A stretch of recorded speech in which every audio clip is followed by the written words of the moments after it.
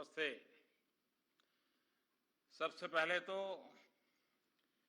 CII को 125 साल सफलतापूर्वक पूर्ण करने के लिए आप सबको बहुत बहुत बधाई। कांग्रेचुलेशंस। इस 125 साल की यात्रा बहुत लंबी होती है। अनेक पड़ाव आए होंगे, अनेक उतार चढ़ाव आए होंगे, लेकिन 125 साल तक एक संगठन को चलाना ये अपने आप में बहुत बड़ी बात होती है।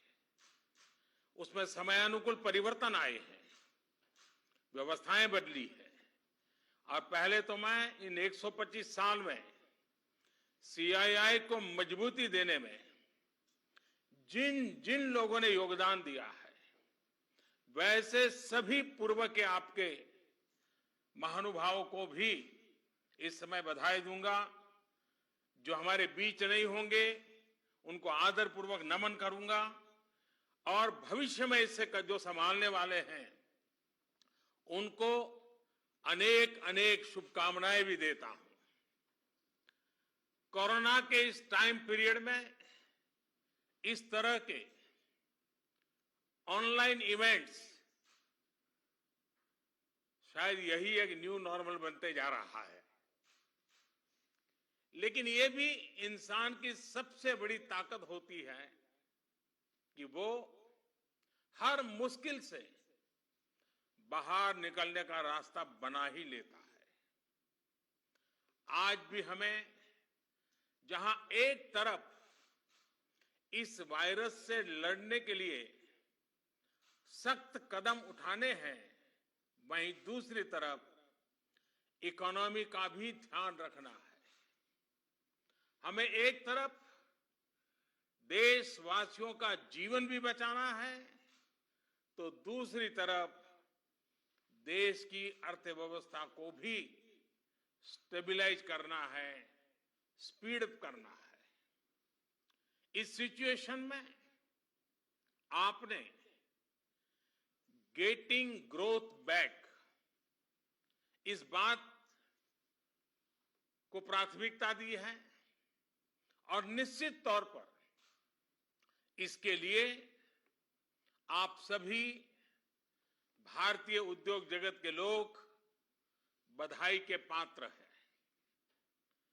बल्कि मैं तो गेटिंग ग्रोथ बैक से आगे बढ़कर ये भी कहूंगा कि यस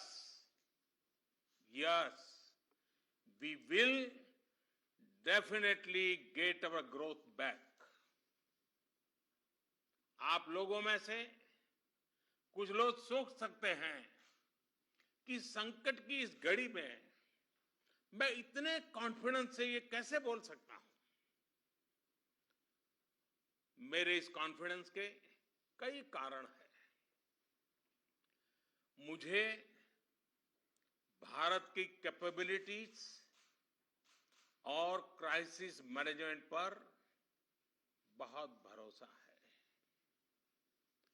मुझे भारत के टैलेंट और टेक्नोलॉजी पर भरोसा है। मुझे भारत के इनोवेशन और इंटेलेक्ट पर भरोसा है।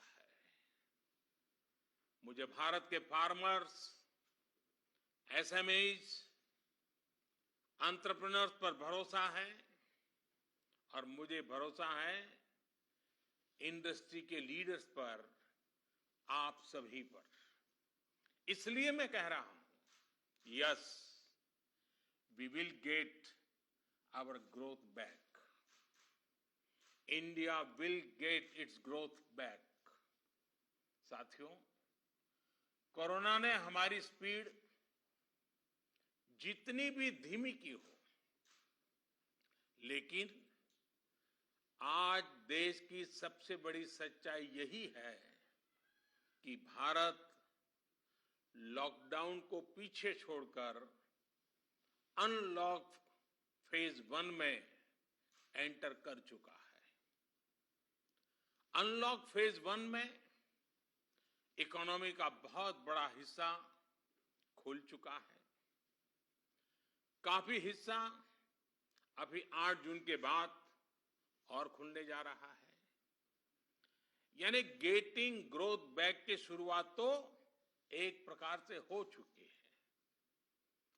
आज ये सब हम इसलिए कर पा रहे हैं क्योंकि जब दुनिया में कोरोना वायरस पैर फैला रहा था तो भारत ने सही समय पर सही तरीके से सही कदम उठाए। दुनिया के तमाम देशों से तुलना करें तो आज हमें पता चलता है कि भारत में लॉकडाउन का कितना व्यापक प्रभाव रहा है। इस लॉकडाउन में भारत ने कोरोना से लड़ाई के लिए फिजिकल रिसोर्सेज को तैयार तो किया ही, हमने ह्यूमन रिसोर्स को भी बचाने का भरसक प्रयास किया है।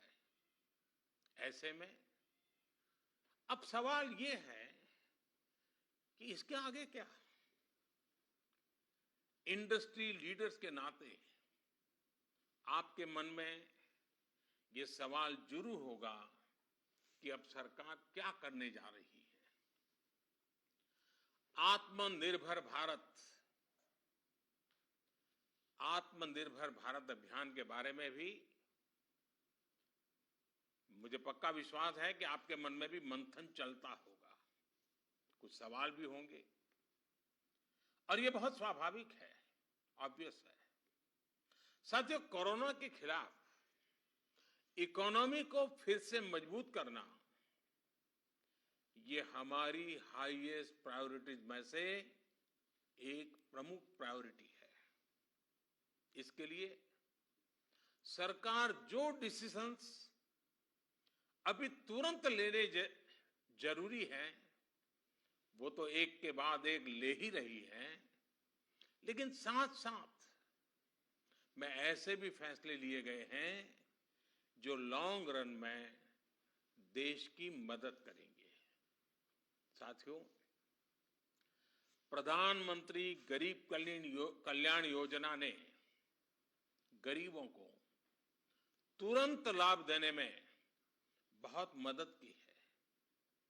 इस योजना के तहत करीब 74 करोड़ बेनिफिशियरीज उनके घर तक राशन पहुंचाया जा चुका है।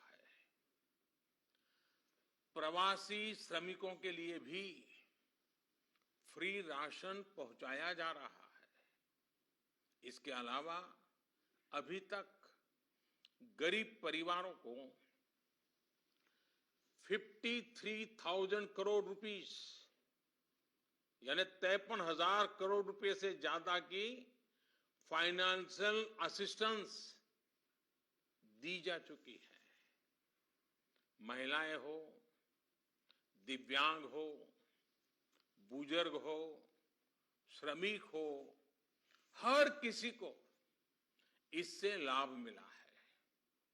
लॉकडाउन के दौरान सरकार ने गरीबों को 8 करोड़ से ज्यादा गैस सिलेंडर उनके घर तक मुफ्त में पहुंचा दिया है। इतना ही नहीं, प्राइवेट सेक्टर्स के करीब 50 लाख एम्प्लॉइज के खाते में 24% ईपीएफ कंट्रीब्यूशन भी सरकार ने किया है।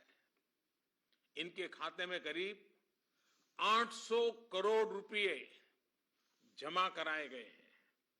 साथियों, भारत को फिर से तेज विकास के पथ पर लाने के लिए, आत्मनिर्भर भारत बनाने के लिए 5 बातें बहुत आवश्यक है। इंटेंट, इंक्लूजन, इन्वेस्टमेंट, इंफ्रास्ट्रक्चर और इनोवेशन। हाल में जो बोल्ड फैसले लिए गए हैं उसमें भी आपको इन सभी की झलक मिल जाएगी। इन फैसलों के साथ हमने तमाम सेक्टर्स को फ्यूचर रेडी किया है। इसी वजह से आज भारत एक नए ग्रोथ ओरिएंटेड फ्यूचर की दिशा में बड़ी उड़ान के लिए तैयार है। साथियों, हमारे लिए रिफॉर्म्स ये कोई रैंडम या स्कैटर्ड डिसीजन नहीं रहे हैं। हमारे लिए reforms systematic, plan, integrated, interconnected और फ्यूचरिस्टिक प्रोसेस है। हमारे लिए रिफॉर्म्स का मतलब है फैसले लेने का साहस करना और उन्हें लॉजिकल कंक्लूजन तक ले जाना। आईबीसी हो, बैंक मर्जर हो, जीएसटी हो, फेसलेस इनकम टैक्स असेसमेंट की व्यवस्था हो, हमने हमेशा व्यवस्थाओं में सरकार के दखल को कम करने, और मैंने तो लाल किले पर भी कहा था कि लोगों से, जिंदगी से सरकार को जितना हम कम कर सकते हैं हम करना चाहते हैं। प्राइवेट एंटरप्राइज के लिए एनकरेजिंग इकोसिस्टम खड़ा करने पर हम लगातार बल देते रहे हैं, कदम उठाते रहे हैं। इसी वजह से सरकार आज ऐसे पॉलिसी रिफॉर्म्स भी कर रही है जिनकी देश ने एक प्रकार से उम्मीद भी छोड़ दी थी। लोगों ने मान लिया था भाई ये तो हमारे देश में नहीं हो सकता है, ऐसी चीजें होने लगी हैं। अगर मैं एग्रीकल्चर सेक्टर की बात करूं तो हमारे यहां आजादी के बाद जो नियम कायदे बने उसमें किसानों को बिचौलियों के हाथों में छोड़ दिया गया था। किसान कहां फसल बेच सकता है, कहां नहीं बेच सकता है, इस तक के नियम बहुत सख्त थे। किसानों के साथ दशकों से हो रहे अन्याय को दूर करने की इच्छा शक्ति हमारी सरकार ने दिखाई है। एपीएमसी एक्ट में बदलाव के बाद अब किसानों को भी उनके अधिकार हासिल होंगे। किसान अब जिसे चाहे, जहां चाहे और जब चाहे अपनी फसल अपनी शर्तों पर, किसान की शर्तों पर वो फसल बेच सकते हैं। अब कोई किसान अपनी फसल देश के किसी भी राज्य में ले जाकर बेच सकता है। पहले तो इस पर भी बंधन थे। साथ ही वेयरहाउसेस में रखे अनाज या एग्रीकल्चर प्रोडक्ट्स अब इलेक्ट्रॉनिक ट्रेडिंग के जरिए भी बेचे जा सकते हैं। आप कल्पना कर सकते हैं इससे एग्री बिजनेसेस के लिए कितने नए रास्ते खुलने जा रहे हैं। साथियों, इसी तरह हमारे श्रमिकों के कल्याण को ध्यान में रखते हुए रोजगार के अवसरों को बढ़ाने के लिए लेबर रिफॉर्म्स भी किए जा रहे हैं। जिन नॉन स्ट्रेटेजिक सेक्टर्स में प्राइवेट सेक्टर को इजाजत ही नहीं थी उन्हें भी खोला गया है। आपका ध्यान इस पर भी गया होगा कि सबका साथ, सबका विकास, सबका विश्वास के रास्ते पर चलते हुए हम वो फैसले भी ले रहे हैं जिसकी मांग बरसों से हो रही थी। साथियों, दुनिया का तीसरा वो देश जिसके पास बहुत बड़ी मात्रा में कोयले का भंडार हो, कोल रिजर्व हो, जिसके पास आप जैसे साहसी और उद्यमी व्यापार जगत के लीडर्स हो, लेकिन फिर भी उस देश में बाहर से कोयला आए, कोल इंपोर्ट हो, तो उसका कारण क्या है? आप भी जानते हैं, देश भी जानता है। कभी सरकार रुकावट बनी रही, कभी नीतियां रुकावट बनी रही, लेकिन अब कोल सेक्टर को इन बंधनों से मुक्त करने का काम शुरू कर दिया गया है। अब कोल सेक्टर में कॉमर्शियल माइनिंग को परमिट कर दिया गया है। पार्सली एक्सप्लोर्ड ब्लॉक्स को भी अलॉटमेंट करने की परमिशन दी गई है। इसी तरह मिनरल माइनिंग में भी अब कंपनियां एक्सप्लोरेशन के साथ साथ माइनिंग का काम एक साथ कर सकती है। इन फैसलों के कितने दूरगामी परिणाम होने वाले हैं, ये इस सेक्टर से परिचित लोग अच्छी तरह जानते हैं। साथियों, सरकार जिस दिशा में बढ़ रही है, उससे हमारा माइनिंग सेक्टर हो, एनर्जी सेक्टर हो या रिसर्च और टेक्नोलॉजी हो, हर क्षेत्र में इंडस्ट्री को भी अवसर मिलेंगे और यूथ के लिए भी नई अपॉर्चुनिटीज खुलेगी। इस सबसे भी आगे बढ़कर अब देश के स्ट्रेटेजिक सेक्टर्स में भी प्राइवेट प्लेयर्स की भागीदारी एक रियलिटी बन रही है। आप चाहें स्पेस सेक्टर में निवेश करना चाहें, एटॉमिक एनर्जी में नई अपॉर्चुनिटीज को तलाशना चाहें, पॉसिबिलिटीज आपके लिए पूरी तरह से खुली हुई हैं। हर अवसर आपका इंतजार कर रहा है। साथियों, आप ये भली भांति जानते हैं कि एमएसएमई सेक्टर की लाखों यूनिट्स हमारे देश के लिए इकोनॉमिक इंजन की तरह हैं। इनका देश की जीडीपी में बहुत बड़ा कंट्रीब्यूशन है और ये कंट्रीब्यूशन करीब करीब 30% का है। एमएसएमईज की डेफिनेशन स्पष्ट करने की मांग लंबे समय से उद्योग जगत कर रहा था। अब वो उद्योग जगत की पूरी मार्ग भी पूरी हो चुकी है।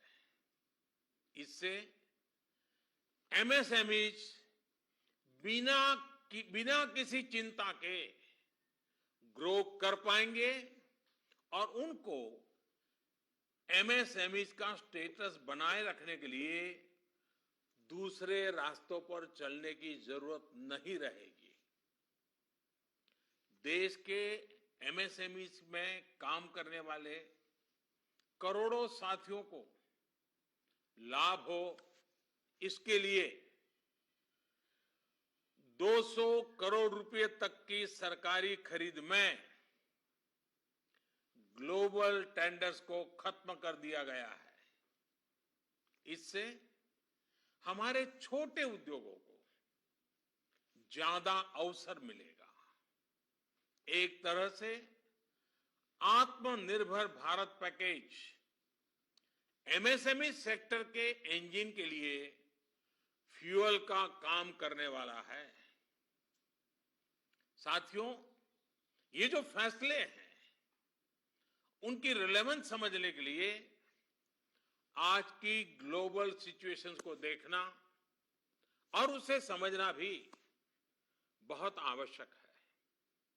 आज विश्व के तमाम देश पहले की तुलना में एक दूसरे का साथ और अधिक चाहते हैं। देशों में एक दूसरे की जरूरत और ज्यादा पैदा हुई है, लेकिन इसी के साथ ये चिंतन भी चल रहा है कि पुरानी सोच, पुरानी रीति नीति, पुरानी पॉलिसीज क्या आज कारगर होगी क्या? स्वाभाविक है कि इस समय नए सिरे से मंथन चल रहा है और ऐसे समय में भारत से दुनिया की अपेक्षा, एक्सपेक्टेशंस और बड़ी है। आज दुनिया का भारत पर विश्वास भी बढ़ा है और नई आशा का संचार भी हुआ है। आपने भी देखा है कि कोरोना के संकट में जब किसी देश के लिए दूसरे की मदद करना मुश्किल हो रहा था,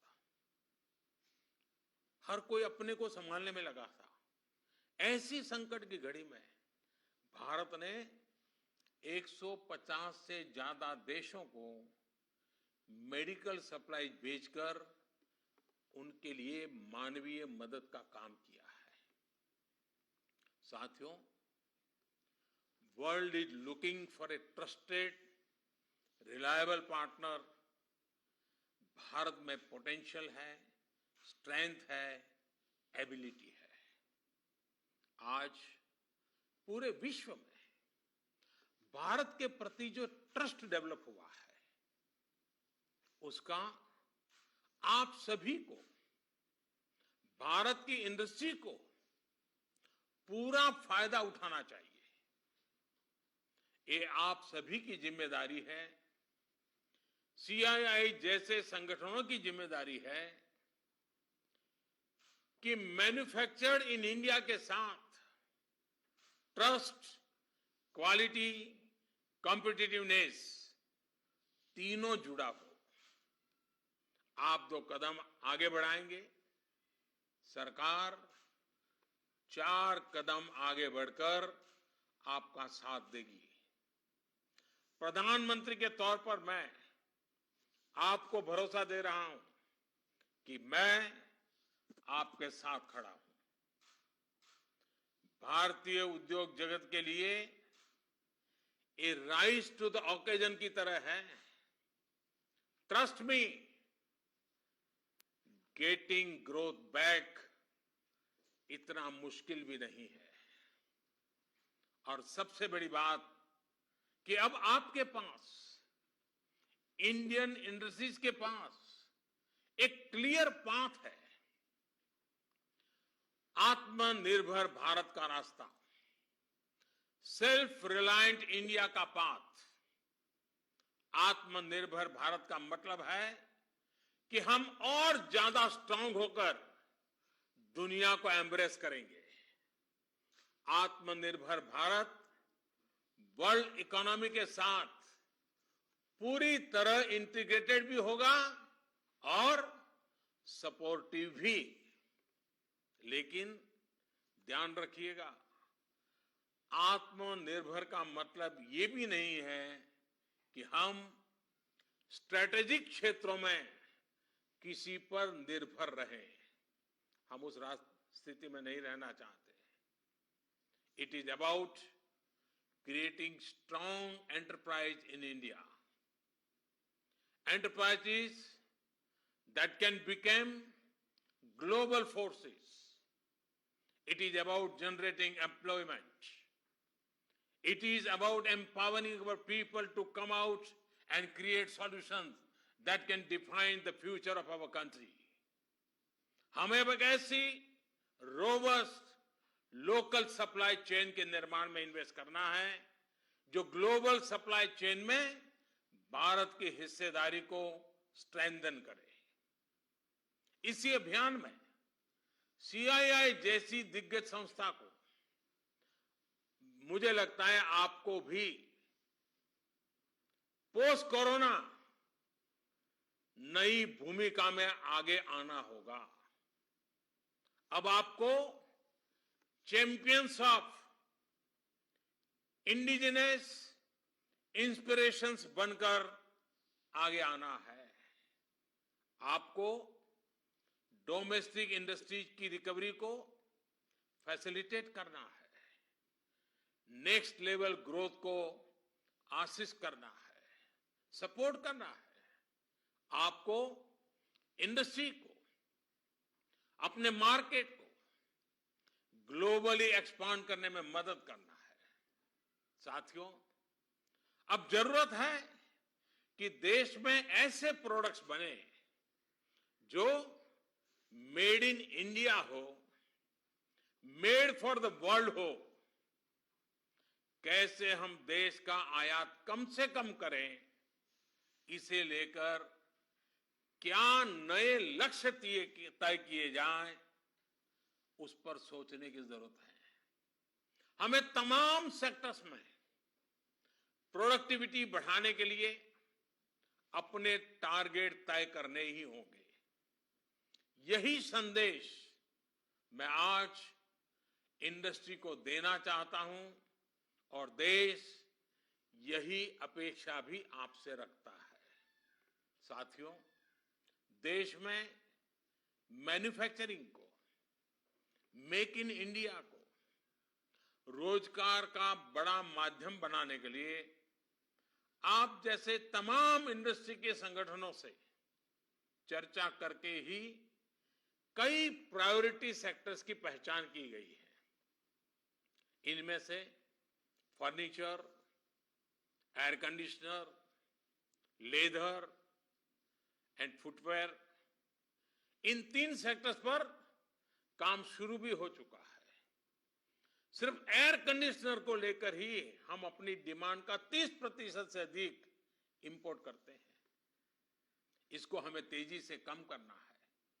इसी तरह दुनिया का दूसरे सबसे बड़ा लेदर प्रोड्यूसर होने के बावजूद ग्लोबल एक्सपोर्ट में हमारा शेयर बहुत कम है।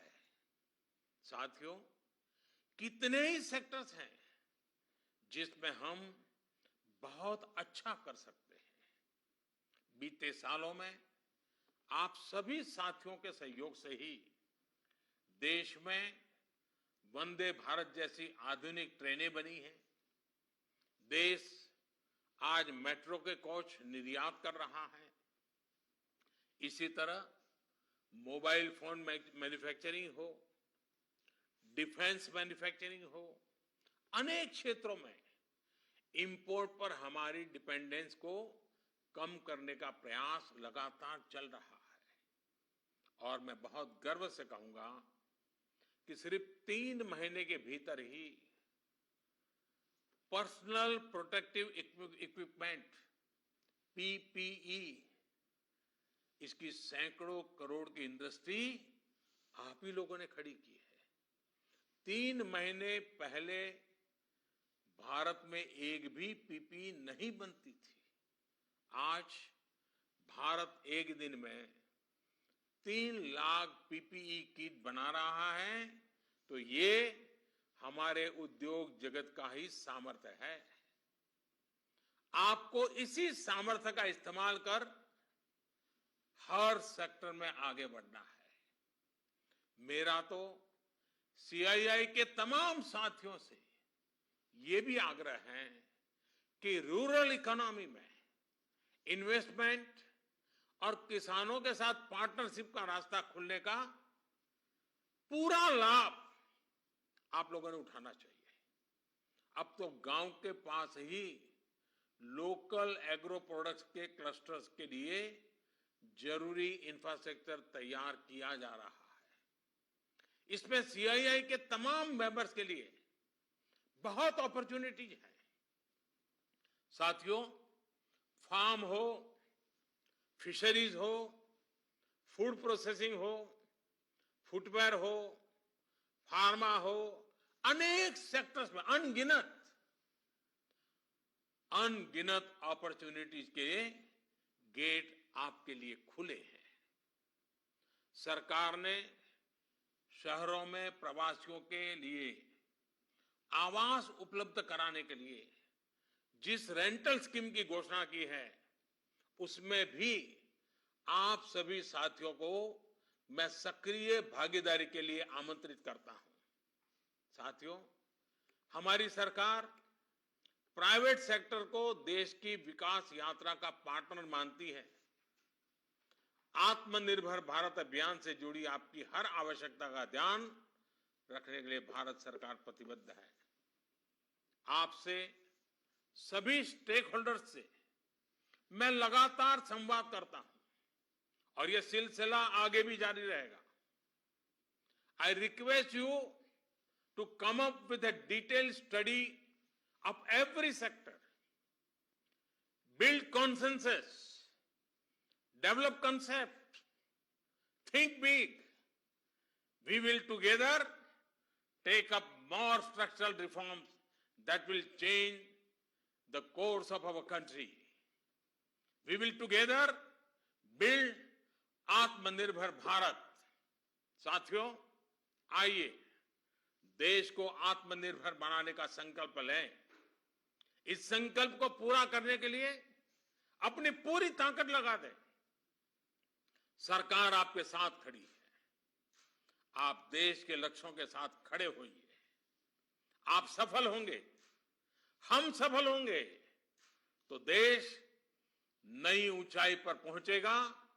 आत्मनिर्भर भारत का सपना साकार होगा। एक बार फिर सीआईआई को 125 वर्ष पूरा होने पर मेरी तरफ से बहुत बहुत शुभकामनाएं। बहुत बहुत धन्यवाद।